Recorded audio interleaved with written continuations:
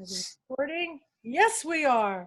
Hi, everybody. This is Kathy L. Murphy, the Pulpwood Queen, and I am really excited because I am joining Scott Boyer out in Los Angeles. Actually, you're not in Los Angeles. Where? Well, so I'm actually in Rancho Mirage. It's in the desert, about an hour's drive east of LA. But for people who live in LA, it's pretty much LA. We can just hop in the car and be there within an hour or two. That's so cool. So tell me about this space that you're in. This is a vacation home? Yes. So this is a very special place for me. My mother bought this place about 10 years ago. She actually bought it as an investment. Her goal was to have something that would hopefully appreciate in value, but she didn't want to rent it and she wasn't planning on living in it. So from the day she bought it, the goal was to allow us, her family, to be able to come out here and use it. And so we've had a lot of great memories. I come out here for a variety of reasons. I come out here sometimes to hang out with my friends, sometime to write, so like now I'm here by myself. My friends come tomorrow morning and we'll be hanging out over the weekend. Well, for the audience who's watching at this viewing, Scott is one of our official Pulpwood Queen Book Club selections, and his first book in the Bobby Ether series, Bobby Ether and the Jade Academy, was picked for our this year's read, and you're coming up in as an October bonus book club selection. Correct. Yeah, that's right. I just want to make sure I don't have it in front of me. That's But right. we're very excited because September 24th, y'all. Here That's it right. comes, the second in the series. And we're On my dad's birthday. Yes, your dad's birthday. And we talked about this earlier that, if you're going to have something launch, you want to have it on a day that is to remember. So your dad was pretty Absolutely wonderful in your life. And I know we did the blog this week, A Feather Your Nest, where we saw all your father's art in your home in LA. And we got to see your, what I really like about it is most women are willing to show their homes, but it's really nice to be able to go into one of our male authors' homes and see how they live.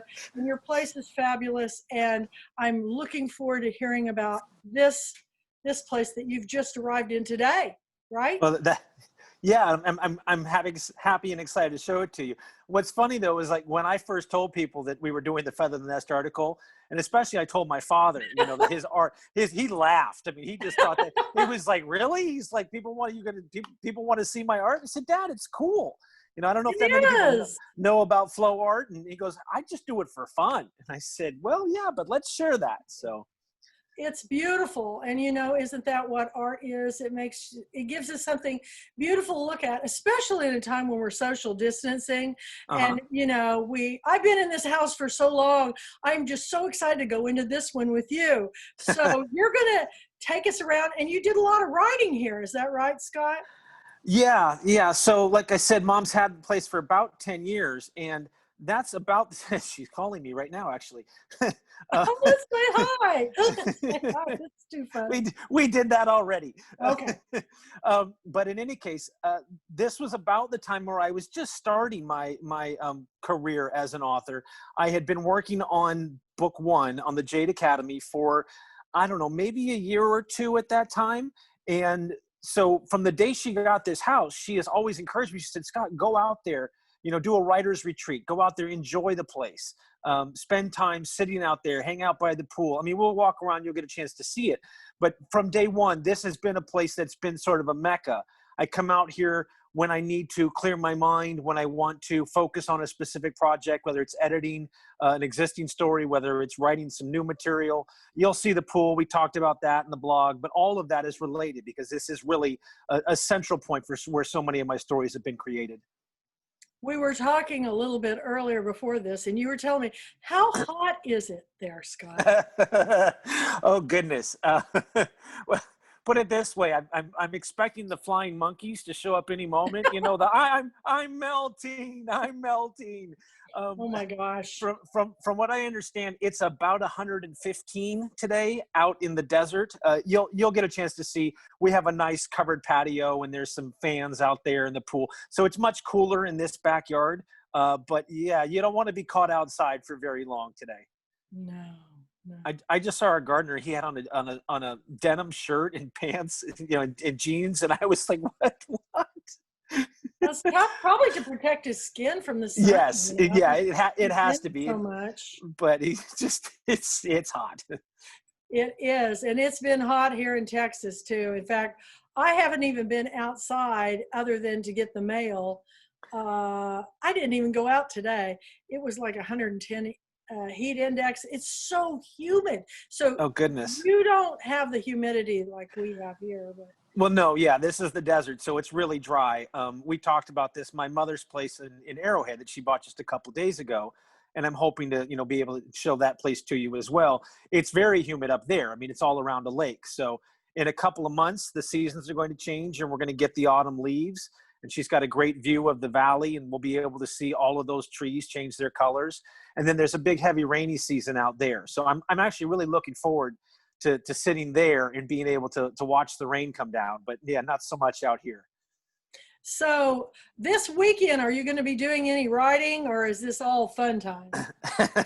So I typically follow a pattern because I work independently. I typically I work for myself. I can make my own hours. I usually come out a day or two in advance, and I will spend usually either Thursday and Friday, or at least just Friday, like I am today, writing and working on my projects. And then my friends show up, and we'll hang out over the weekend. And then maybe I stick around and work again, you know, and write some more on Monday or Tuesday. This is an interesting time for me because I actually have friends coming out this weekend and next weekend. So I'm just going to stay out here the whole time. Oh, wonderful. So my friends will be out here Saturday, Sunday, and then Monday, obviously, for Labor Day.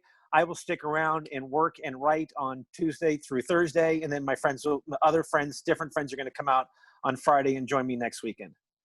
You have a pretty exciting life. You're in COVID country, man. We haven't been getting out at all. I mean, everybody's been getting it, and yeah, I have cabin fever. I live in a cabin.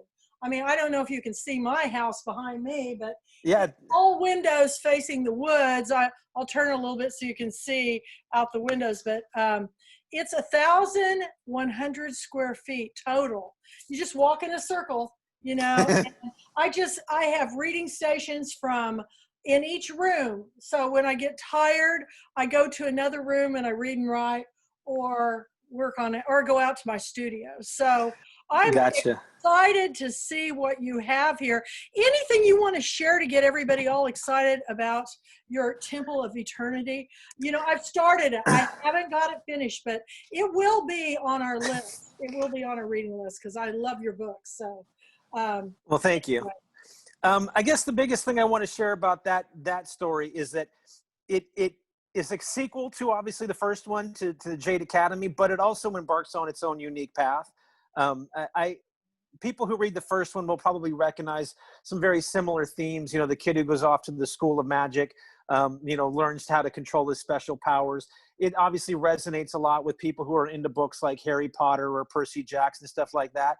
Temple of Eternity is really me establishing myself as an author and going off in a different direction. So one of the big things that I have come to realize as I have gotten into writing more and more is the value of having characters that aren't human within your books, characters that are, you know, elements that act as characters, such as history, such as mythology, such as location. So in that book, I really started to explore that for the first time. And I think, as you're aware, there's elements of history in there with a backstory involving ancient Mayans. I kind of reimagined the Fountain of Youth mythology, and kind of come up with a new interpretation of that. So I think it's fun and hopefully unique in the sense of it brings elements beyond just fantasy into that story. Well, I realized that in your book, I have a bookmark, so you can see the cover of the first book. And I just noticed this. I mean, what an inscription. Thank you. I have the best library. I have the best job in the world because, and then I also noticed that you got us in the acknowledgments. I'm going, oh my goodness. But thank you so much because my grandson will inherit all these books. So I'm really pumped about this, and I can just see this going to film. I mean, you're right out in La La Land. I mean, film people, if you're listening, I'm telling you, this would be a great series, and it'd be great for animation. So just saying, the Pulpwood Queen has spoken, but I hope that one of these days I can get you on the Pulpwood Queen Film Club because your book will have gone to film. So anyway, Sherry Staunch has been instrumental in helping you, and I love her, love her, love her. We met years ago. So how did you meet her? How did you meet her? I met her through my former publisher, actually, John Kohler. So yeah, I mean, to kind of go off on a little bit of a tangent, I had tried to get these first couple books published without much success. I went looking for an agent, didn't get an agent. And then I think you know this, but my older sister passed away about 3 years ago. And I, as you can probably imagine, was not in a good place to write at that time. And I went through about a year or so, a year and a half, if I kind of set everything aside, no writing projects whatsoever. And then a little voice in the back of my head said, you know, Michelle, that's my sister, Michelle would have wanted me to keep going. Michelle would have said, you know, keep, what was that? The feral cat jumped up on the window and scared the living daylights out of me. I don't know if you can see Earl, but, okay, go ahead. She knew you were talking about Earl. Scared me. In any case, after taking that time off, it occurred to me that she would have wanted me to find a path forward. And that was really my mantra from that point on, was find a path forward. So I queried publishers directly. I came across John Kohler and Kohler Books. And then it wasn't enough to simply get the book published. I wanted to try and give it as much chance at success as possible.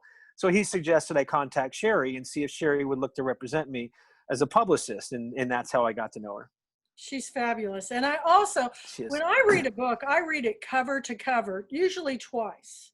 Fast read first, and then I go back through it and I look for, is this discussable? You know, what makes this book different? But I did notice that you dedicated this book to your sister. Well, yeah, I mean, she was... never read those. I read the acknowledgments, the dedications, the end notes. I read everything, and I thank you so much. Would you do me a favor? Yeah. Would you do me would you read that inscription for? Yeah, I sure will. Because it is very, very important to me. Now and forever, in loving memory of my big sister, Michelle Boyer Dykstra. Is that what you mean? Yeah. Well, that's the second one. There's a much longer dedication in the first one. First, I don't have the first book in front of me. That's okay. That's okay. But I'll tell you, I know most people don't, because when I wrote my first book, I dedicated it to a little boy I used to help when I was a bookseller in the independent bookstore. He started coming in when he was 7, and he was so brilliant. And he was, his father was Native American Indian, and he had long jet black hair, and just a gorgeous kid. And, you know, he read all the books that you read. You know, he was reading all the, you know, the Chronicles of Narnia, the Hobbit books, the, you know, C.S. Lewis books. And it was hard for me to find books that would, you know, when he was really small, that were of his reading level appropriate, because he was reading so voraciously. But when he was 16 years old, he was bullied in school, and he shot himself. And, oh my goodness. 16 years old. And this kid was brilliant. And I just couldn't let his life go unnoticed. So I dedicated the book, and not one person, it says, who's Jonathan? Who's Jonathan? Not one person has asked me, but his mother knows. his mother knows. She's a friend of mine too. But I used to help him all the time, and it was just so devastating to me. You know, this is a wonderful way to keep your sister's memory. So, you know, that's really great. But I'll Thank go you. back and read that another time Yeah. in the first book, but it's somewhere in one of my libraries in this house. But Well, anyway, I really am excited about the book because I love adventure. And right now, it's armchair travel. You know? right. So we're armchair traveling with you to Rancho Mirage, California, which is just outside of Palm Springs. And ironically, we just found out my aunt, who was at Girlfriend Weekend when you were there with your mom, also lives not far from you. And Yeah. so I tried to call her today to tell her that where you were, but I wasn't getting her. She plays tennis, so I don't think she'd be playing tennis today. But anyway, we'll keep that conversation going. But so let's hear about this place where you're feathering your nest in this vacation home. And it's got a fabulous pool because you wrote a beautiful blog about writing and about this pool. So we're going to end the blog or end this today with that. But tell us about the house. Is there anything? Can you walk around and show us? Yeah, of course. Okay. So, all right. Let's go so with it, guys. so the house is pretty typical for desert houses. You know, it's all one story. Yes. But it's fairly large, and it's designed to have a lot of people over here. I'm going to turn the camera around Okay. so you guys can see the place, and then we'll talk about it. So I'm in the main room right now. This is the main living room. I was just sitting over here on the couch. Uh-huh. The whole back end of the house is out there. So there's your teaser. We'll go out there in a little while, and we'll take a look at the patio and the pool and all the rest of it. But in the central part of the house, this is the little writing desk. Oh, I have to introduce you guys. He'll probably be following us around here. Oh, what a sweetie. This is my puppy. This is Patch. Patch just celebrated his 10th birthday on Sunday. Oh my goodness. You want to say hi? Oh, hello. what breed is he? He's a big old mutt. His That's what I've always had. Yeah, well, he was a rescue. I actually found him at a dog park. A woman had rescued him from a shelter. He was about 4 days from being euthanized. And here we are 9.5 years later. So he's adorable. We've had a great life. Well, so you might see him in the videos as I walk around because he likes to be I shared underfoot. a picture where he was in the picture with you. Yeah, oh, that's right, you did. Yeah, I see him on my big poster. I love him. So any case, when I come out here, I typically set up right here on this table. Okay. Right. And I've got some great light. It actually is a little warm sitting here right now, but this is where a lot of the writing gets done indoors when the AC is on. when it's too hot to be outside and I need to be in a cooler space. Mm-hmm. We got this really nice kitchen. This is one of my favorite things about this place. It's how big. Yeah, it's really nice. You can have multiple people on here at the same time without stepping on each other. Nice little pantry. I can. We used to have the house all to ourselves, and so we would leave food out here, and then cooking out here was fairly easy. Nowadays, she rents the place on occasion, so she's taken all the food and all the stuff that would normally be out here is no longer here. So it's that much more complicated. We'd have to bring everything. Right. So let's see here. This is a fun room. We hardly use this spot here, but I didn't open the blinds. Quick second. I thought I had. When you have company, does everybody just gather around the bar or the kitchen table? Or? Most of the time we're in that first living room, but this is a great room. We come here and we play. We clear off the desk. The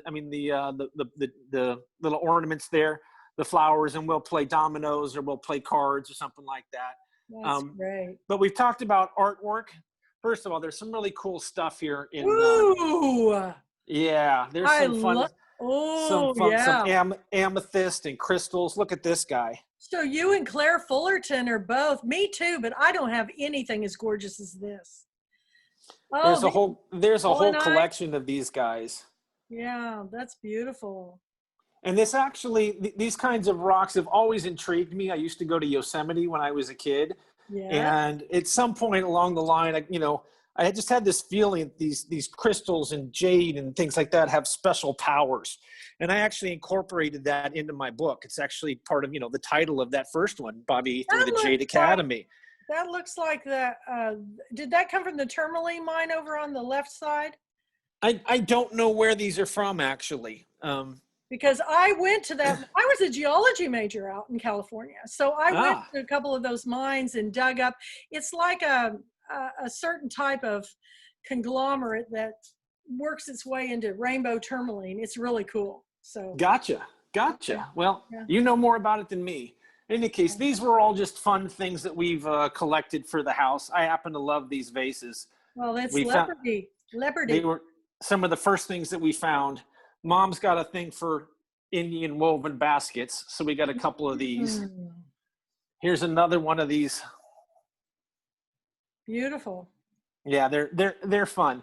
In any case, this is a great room. It's got the high ceilings, the chandelier hanging down, but unfortunately, it's not particularly accessible.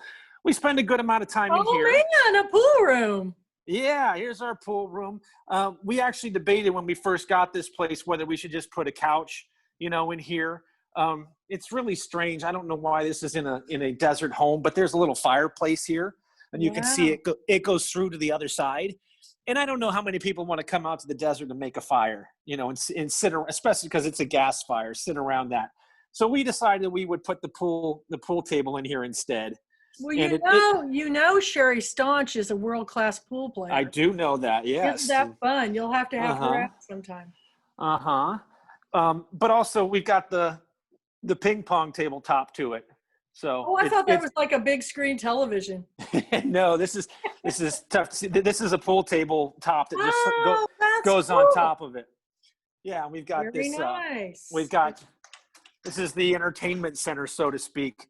My little sister's got a couple of little kids, and my older sister, who passed away, has a bunch of two teenagers now. So they come out here, and over the years, we've accumulated all these games and all these toys. Check this out. There's even all these old DVDs. People, if anybody still watches those. I finally gave mine all away. Yeah, and I don't think we even have anything to play them anymore. I know. If someone wanted to watch those, I'd have to try and spit it on my finger really fast. In any case, so there we go. There's a writing desk over here, but I've never used it. Mom likes this. I don't know. You've seen these before, I'm sure. The old roll tops. Oh yes. Yep, I know it. They're very cool. It's got the whole lock there, right? So you can secure it. Yeah. So this guy is really cool, and I think I just might have locked it. I'll fix that another time. Okay. In any case, so the house is set up so all the bedrooms are on the other wing. So we just came from over there with the living room and the kitchen and the dining room and the pool room. It's a little. Oh, that's neat. Mama's going to put this outside. I think this is supposed to go outside and grow like ivy on it, Mm-hmm. But we like it because it's very vertical. It's tall. It takes up the space. So we put it right there. It's perfect. Yeah. We got a big mirror there. Hold on. Stop. Sorry, the wash has been going. Any case, little bathroom, guest bathroom. There's a skylight up there.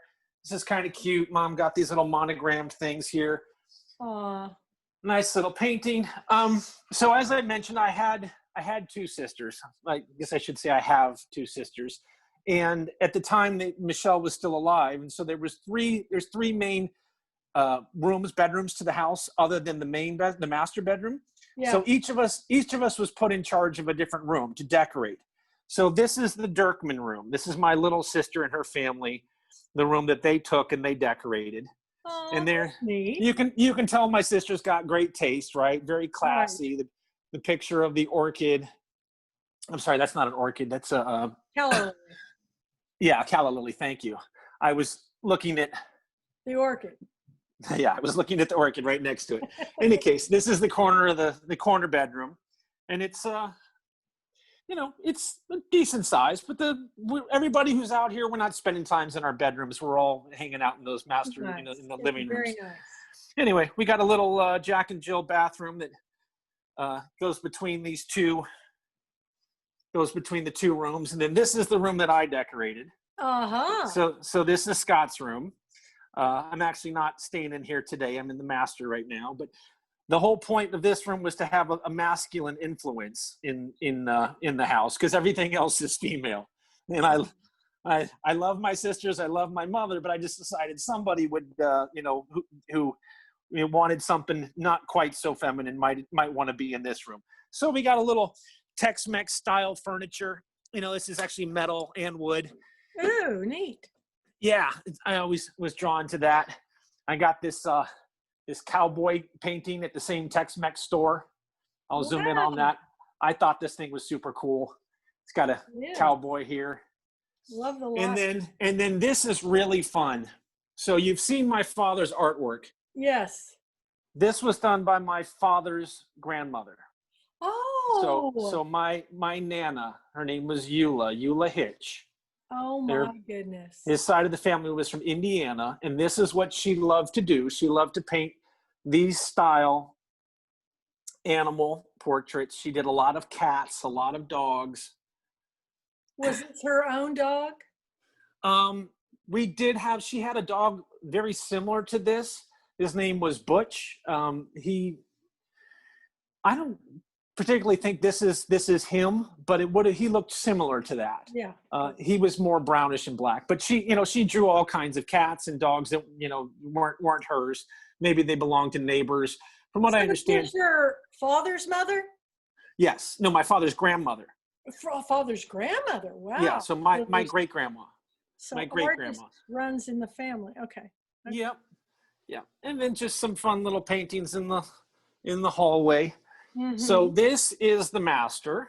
Wow. Like that? Pretty big. So you've met my mother. Yes. She decorated this room. This is all her style. She likes her Mom likes two things, FYI. She likes flowers and she likes bears. She actually she likes bears more than flowers, to be honest. Really? But she wanted this big canopy bed, so she went and got it. And you can see it's massive. It is. We've got this beautiful armoire. Yep. Which I'm not sure there's even anything in it, but she likes the look of it. I think there might be a TV in there. She used to go around to consignment store. This is the writing desk. When we talked earlier, she told you she put a little writing desk in the master. I have not had a chance to use it, but the good news, the value is nice.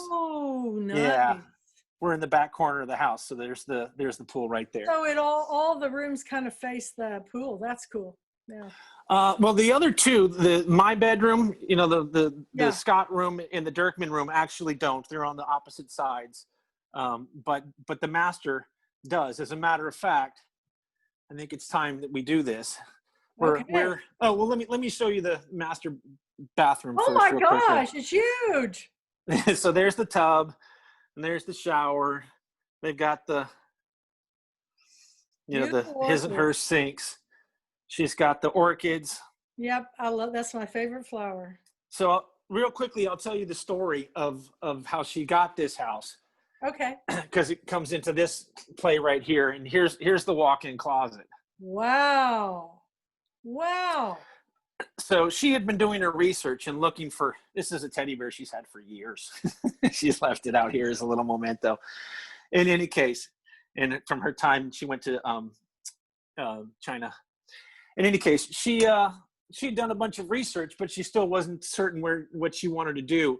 So in terms of houses, so she arranged for the whole family to come out here together. Here, I'm going to flip the camera around, just talk to you for a minute. Okay. And so we came out here, my older sister, my mom, the realtor, and I think my little sister as well. So there was like 5 of us. And we drove around. We came out here for a weekend, and we drove around to like 8 or 9 places.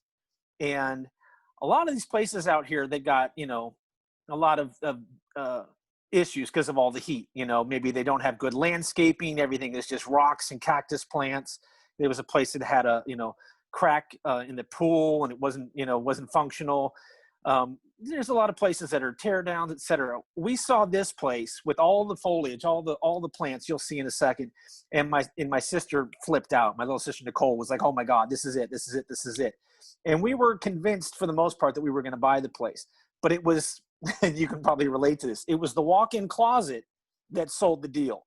When this was like the last thing we came to in the house. And we walked in here, and everyone went, "Ooh, look at remember, you have to picture it empty, but everyone went, "Ooh, look at how big this room is." And, "Ooh, look at the bathroom, right? Look at how pretty that is." And then we went like this and went into the closet, and the girls all went, "Mom, you have to buy this place." It's true, because so many houses don't have any closet space at all.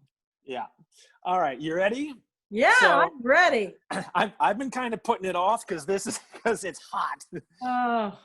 But here we go. Oh man. So How hot is that water? Yeah, that's a good question. I haven't tested it yet. This is the outside, and my mother's boyfriend has got some really cool fossils, and he's put them out here. So because he's a big sailor, a big fisherman, a big sea guy, so that's one of his pieces. You'll notice the outdoor patio is broken up into segments. So we've got got a couch over here. We got this table over here. This is one of my favorites, actually, that I helped Mom pick out. Cool. We got this guy with the two butterflies, and it actually reminds me of your stuff because this is metal. Very cool. Yeah. So this is all really fun. And then here's the table where we typically eat. Everyone who wants to be out by the pool is going to sit out here. And the iPad that I'm actually talking to you on right now, I've got a little keyboard hooked up to it. So I will sit out here. This actually used to be a wicker table, but I'll sit out here and write, and that'll be my view. I'm sitting there looking at the pool. We got the built-in barbecue. We got some lounge chairs. We got an umbrella to keep everybody cool. And then that's cool. That's what would have sold me on the house. That is a beautiful pool. Yeah, it is. It's really nice. I mentioned my mom's boyfriend, Bill. He's got these really cool fossils. Yeah. So you can see there's one. The other one on the other side is even cooler. But this is great. It needs to get cleaned, but we'll be in it tomorrow for sure. Oh, man. Well, it looks like everything's pretty lush. It's, maybe hot, but it seems so this house or this neighborhood is seemingly, not unique, but rather uncommon in that regard. If you look, along the back wall, there's, trees, there's palm trees and shrubs and bushes all over the place. And that is very, very uncommon because of the water bill. And Mom has actually had fights with the city. There's our little jacuzzi. Very nice. This guy's fun because you see this, you've seen these, right? Where the water flows. It's just like right at the water level. So the water goes from one to the other. Oh, that's cool. Yeah. Infinity. They call them infinities.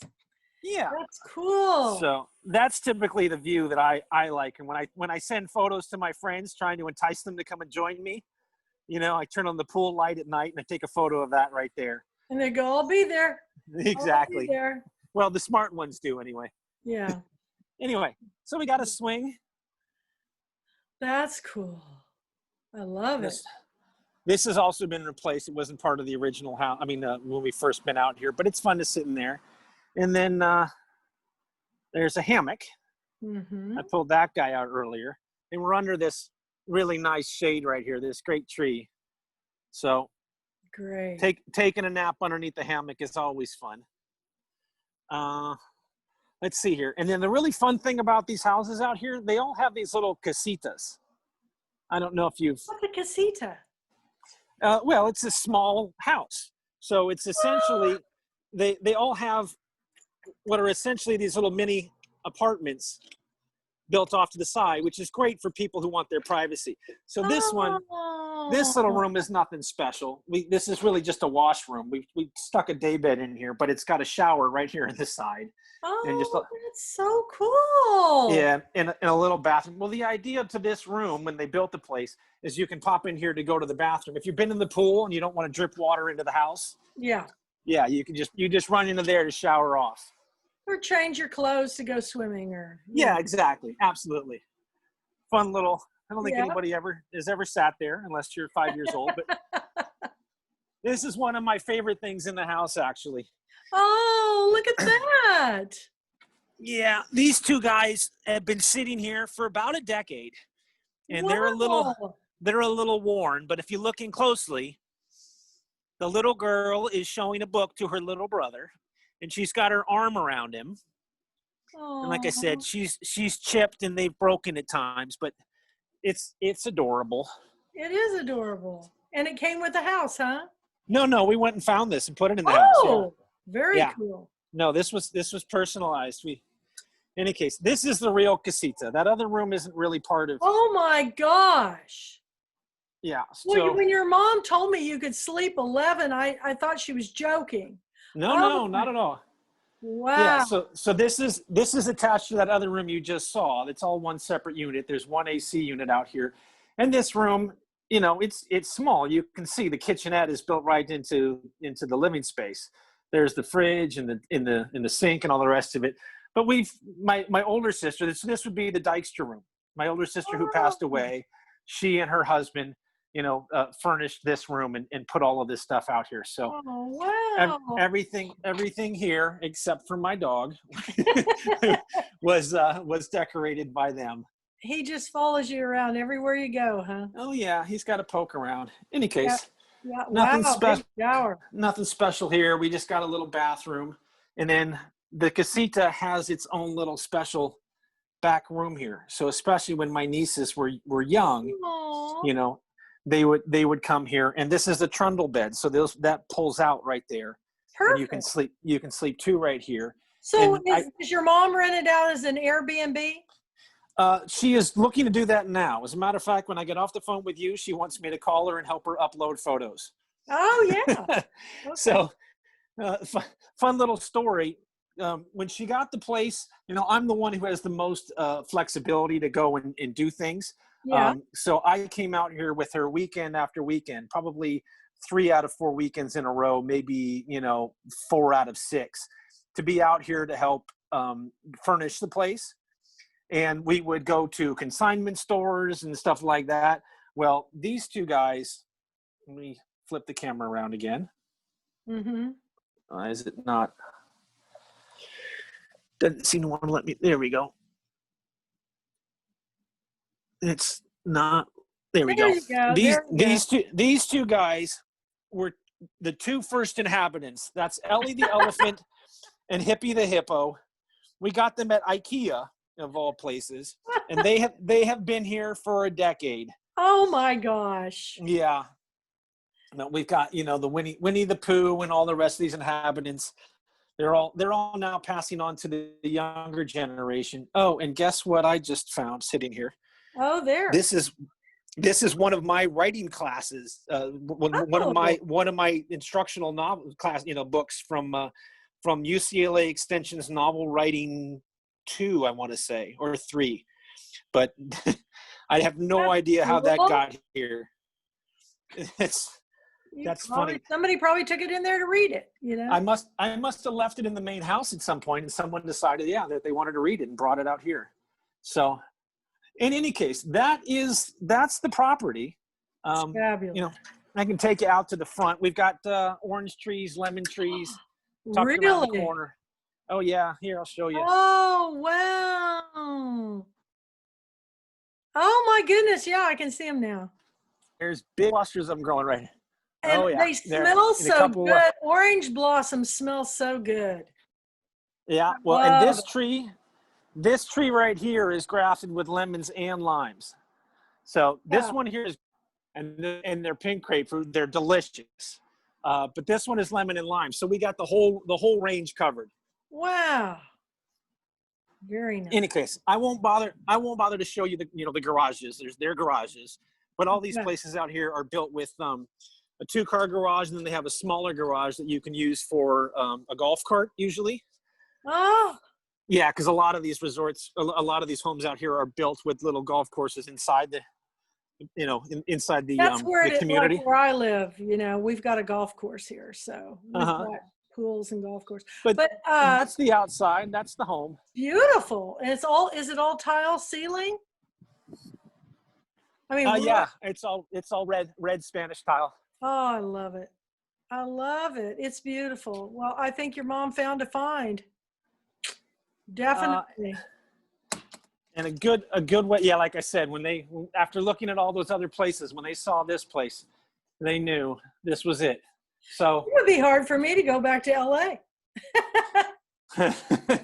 that's my grandmother. Ruth is Aw. was my mother's mother. Okay. So she dedicated the place to her. That's so cute. And Oh, look who's waiting for you. It's funny. and goes, Daddy, who are you talking to? I know. So- Crazy Kathy. Yeah, well, it's beautiful. And Well, so thank are you you. going to be working on the next book out here? I am working on book 4. Mm-hmm. I have a couple of things I tend to bounce around. I oftentimes will have ideas for other stories, and I've just started a folder, and I just say, other writing projects, and I write down the basics. I write down what the concept is. It was hot out Yeah. there, wasn't it? Yeah. But I tend not to work on them while I'm trying to focus on, the writing project ahead of me. So I think we've talked about this. Book number 3 is done. Yes. Has been for a long time, and book number 4 is 70 to 80% finished. So that's my project for the most part, is working on book 4. Great. Do you think it'll continue, or do you think you want to do something else? It'll continue, at least. Yeah, that's the story that speaks to me. I actually have written a fairly large amount, about 60 to 80 pages of another story that I got into, but I keep being pulled back to Bobby Ether. I keep coming back to the Bobby Ether series and those characters, probably because I enjoy exploring the notion of where fantasy meets spiritual fiction, where, pure fantastical events meet metaphysics and spirituality, where we get into things like clairvoyance and telepathy and communion with nature and speaking to animals. And so because that's of interest to me, that's where I keep finding my writing drawing me back to. Yeah.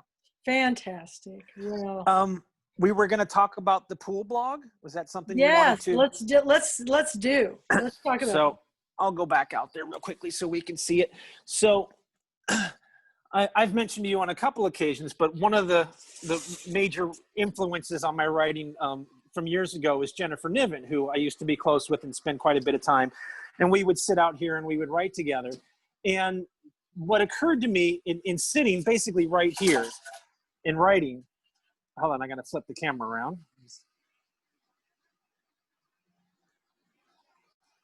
There we go. It's In so sitting, beautiful. It occurred to me that the main thing that has to happen for at least for me to write is focus, right? Is to be able to rid myself of distractions. Really, it's akin to dreaming. I mean, you can give me your thoughts on this, but for me, if I've had a day full of work projects and busy going and doing things, I'm going to probably dream about those types of things, or I'm not going to dream at all. But when I'm not stressed, when I'm not inundated by real life types of things, that's when I tend to dream my fantastical dreams, right? Your imagination gets a chance to take over because your analytical mind isn't busy reorganizing your life. You know what I mean? Yes, I do. So I wrote that blog, and the concept was you have to rid yourself. I have to rid myself of the distractions. I have to get into the pool. I have to get below the surface of the water. I have to immerse myself into my story in order to be able to visualize my characters. And I talk about how the story exists under the water. And I'm a big scuba diver, so the parallel really works to that as well. in order to be able to see the coral reef, in order to be able to see the bottom of the ocean, you have to swim down to it, you know? Yes. And that means leaving the surface world behind, you know, your job and the bills and, you know, the people who are texting you and the phone calls and the emails. And you have to be able to rid yourself and leave that behind and get down to where your surface lies and spend time with them. So that's where that's where the inspiration comes from. Doesn't time kind of stand still when you're underwater too? It does. Yes. It'll get away from you if you're a scuba diver too. That's right. That's fascinating. You know, I've never heard another author ever say that before, but it makes sense to me. Total sense, because there's no outside noises. It's just, you know, this. Well, you know, it's partially the serenity of being out here, how calm and peaceful and beautiful it is. The other part is the drive itself. When I drive out here, I tend to turn off the radio. Nowadays, I listen to a lot of books on audio. So, like I was listening to Circe by Madeline Miller, and I just finished that recently, and I started another one on the way out here. But doing these drives, you know, you can turn on music, you can listen to the news. There's all kinds of things that you can do that are not going to trigger your creative mind. They're going to engage your mind, right? They're going to distract your mind. So for me, the value part of coming out here is actually the drive itself, because I will turn off the radio, have 2 hours of silence, be basically alone with my characters. And in doing so, by the time I arrive here, I've got material. I know what to write. That's fascinating too. I like to drive because that's when I do my best thinking, you know? Yeah. Now, I don't turn on the radio either. I don't either.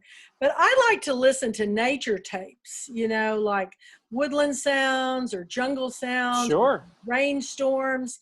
I find those, my mind kind of wanders when I listen to those too. Well, I think a lot of people try to avoid being alone with their thoughts. And I think as an author, you have to. Yeah. And you have to like it. You have to want to be alone with your thoughts, because for me, some of the best character traits in the, you know, the characters in my books, and some of the best plot points have been spoken to me, have been revealed to me in the silence of, you know, the drive or being out here at the pool. And I'm not sure those themes would have come to me if I hadn't immersed myself into my stories. You know, if I'd had the music on, or I'd, you know, been doing other things in the background and been distracted. Does anybody else in your family write? No. Interestingly enough, my oldest niece, who's at Tulane right now in college, is interested in English and the English language. I believe she's majoring in English. And at this point, she's on a path to wanting to work as an editor. But she has not figured out yet what specific field. And I've tried to engage with her actually on, you know, creative writing, the creative writing process. At this point, it hasn't really manifested, but, you know, she's finding her own path. So maybe somewhere down the line. Very good. Well, it sounds like your family's always been into the arts in some form or fashion. And, you know, I had an author, Fannie Flagg, lives out in California, and she's just like me. She loves to go look at houses. And so if there's an open house, they all know her by name because she goes. And I'm the same way. I love to look at people's houses. I want to see where they wrote it, or, you know, I went to Eudora Welty's house or William Faulkner's house, and it's just so, I saw, you know, the typewriter Truman Capote had, and where Harper Lee, you know, lived. I think it's important to know that they're very humble. Most of them are very humble, simple settings, very peaceful, very quiet. Well, you know this because you're an author. I mean, you've published more books than I have. We're all just people. I just have one book that I've written, but I've got some in the works. But okay, we're about in the same spot. But I always thought I would write a novel. But when a publisher called me and said they wanted me to write my story, and about my first year being in business. And I go, a publisher called me and said, we've already assigned you an editor and we're sending you a contract. I was like, well, then Pat Conroy's wife, I didn't know she had married him. She goes, I hear you're working on a book. And I said, yeah. And I told her the publisher, and she said, well, you ought to show it to my agent. And I said, oh, who's your agent? She said, Marley Rusoff. And I knew Marley Rusoff. It was Pat Conroy's agent, but before that, I said, when did she become an agent? So that's who my literary agent was. So she said, let's shop it in New York. And this is back in the golden days when you got advances and you actually shopped your book, and my book went into a bidding war. And, you know, those days are over. Those days are the wild, wild west right now. And you better be proactive and learn how to market and brand yourself. So that's what I'm doing for you, Scott. Absolutely. I really do think, as much as I love to write for my own self, I have an easier time promoting you. Look at that precious pup. I love doing this for you because I want everybody to know about, you know, Bobby Ether and the Jade Academy, and your new book coming out September 24th on your dad's birthday, Temple of Eternity. So if you want to armchair travel and really have some adventure, you need to pick up these books. So are all your books on most online booksellers and everything? Yeah, they are. I actually had them in several stores for a while. They were in Barnes and Noble. And of course, they're in some small places. I know you can travel to Charleston, South Carolina, and go to Main Street Reads. And you sure can. I believe my book's there too. Sherry would be happy to sell you a copy. She supports the Pulpwood Queens big time, and I am thrilled that she's going to be on board with the panel next year. I already said, ask Scott to be on your panel for 2022 in, well, I can't say yet. I haven't announced. Oh. I haven't announced the location, but I think you know where it is. But we're just waiting to get it locked down on the location. Right. It's not that big of a secret. It's just that until I get that contract, I don't want people booking rooms and stuff. So I understand. We got a little bit of time. Well, thank you for everything. I mean, this is awesome. Now, when are you going to go to Lake Arrowhead so we can see that place? So ironically, Mom is trying to convince me that after my friends leave here on Monday, I should go up to Arrowhead and spend a couple of days with her, and then come back down to Rancho to be with my friends when they arrive later on. I don't think that's going to happen, but maybe 3 weeks from now I could get there. We'll see. I'm at the house. I'm not going anywhere.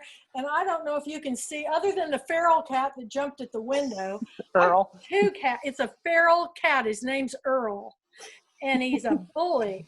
And my two cats are scared of it. So they're inside, and they're female and he's male.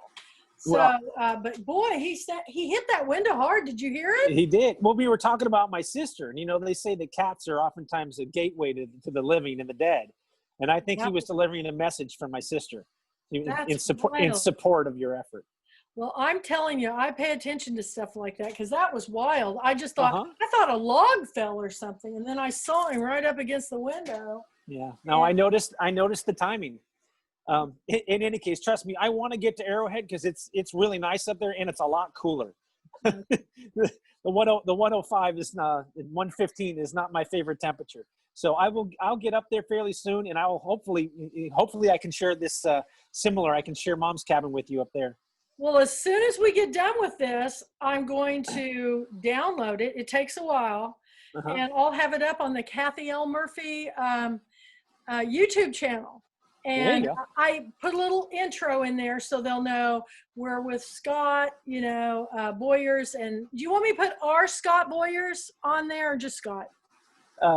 Doesn't matter. Well, in all honesty, it has our Scott Boyer on. And, I had such a time with that when I was putting you in the program because it's so hard when you got 50 authors and you're trying to get it all straight, and you were brand new at the time. But thank you again for the book. You tried every variation there was of my name.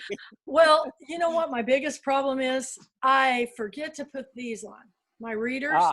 Ah. And so I'm typing away and I go, yeah, that looks good. And then I send it out there and I go, oh my gosh, I just called somebody a scab and I don't even know what. And I'm like, oh my God, I get on there and quickly edit it because I put my glasses on and I go, it's amazing what autocorrect will do. Yes. I've had some friends have some really bad things being put up and I said, oh, I would just die. I would just die. I'll end with that story. A friend of mine in Rotary Club, when he got married, his name was Butch. And when he got married to his wife, Kim, they were at the altar and he said, do you bitch take him to be your lawfully wed? He said bitch instead of butch, and it was being recorded.